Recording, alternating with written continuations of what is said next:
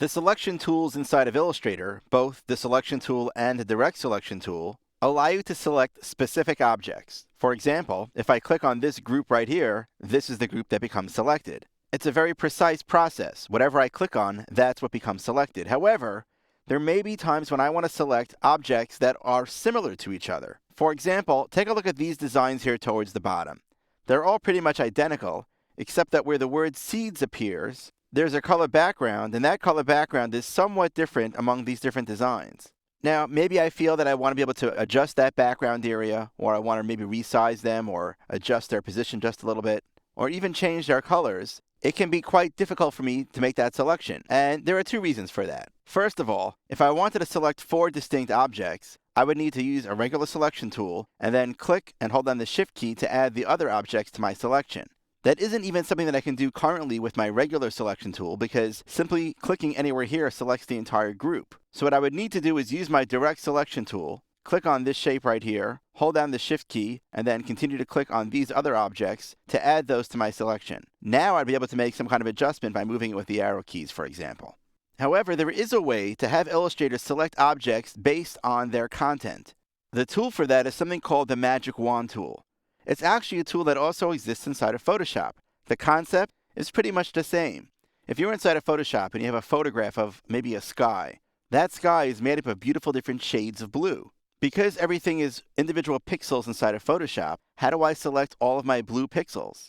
I can't choose just one color and tell Photoshop select that one color because the sky is made up of many different shades of blue. So what the Magic Wand tool allows you to do is select colors that are similar to the one that you click on. There's a setting in the selection tool called the tolerance, which gives you the power to control how close or how different the criteria is for selecting those objects. Let's take a look at what I mean by that. I'm now going to deselect my artwork so nothing is selected. I'm going to switch to the Magic Wand tool. Before I actually use the Magic Wand tool, I'm going to double click on it because that's going to bring up the Magic Wand panel.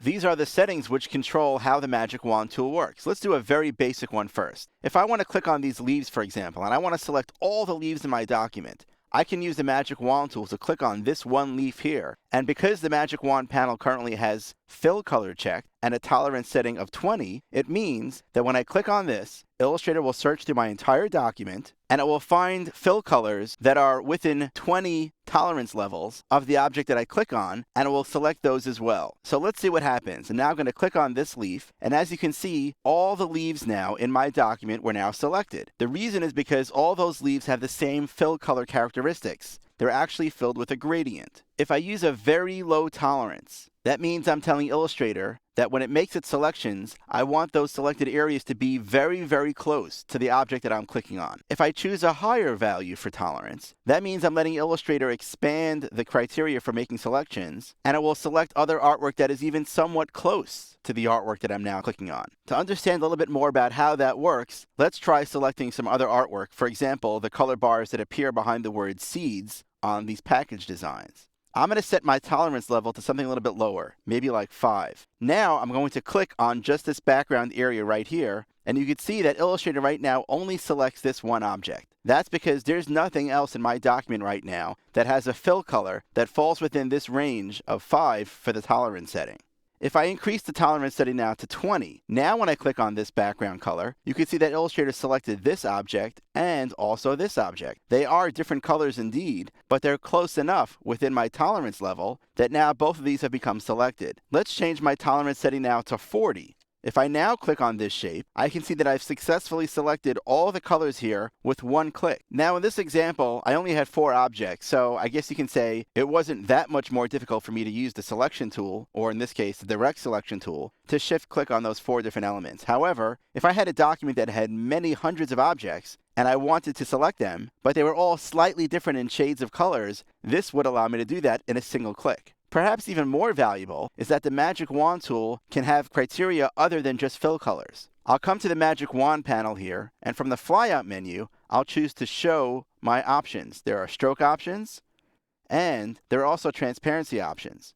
By checking these options here, I can tell the Magic Wand tool to select objects based on other tolerance areas. For example, stroke weight. If I put in a tolerance of, say, 1 point, and I click on a 1-point stroke, that means that everything in my document that has anywhere from 0-point stroke all the way to a 2-point stroke will become selected.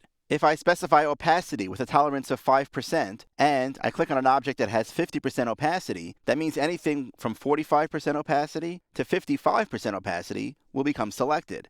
Depending on the type of work that you're doing, you may find the Magic Wand tool is an invaluable selection tool that can help you get your work done quickly and efficiently.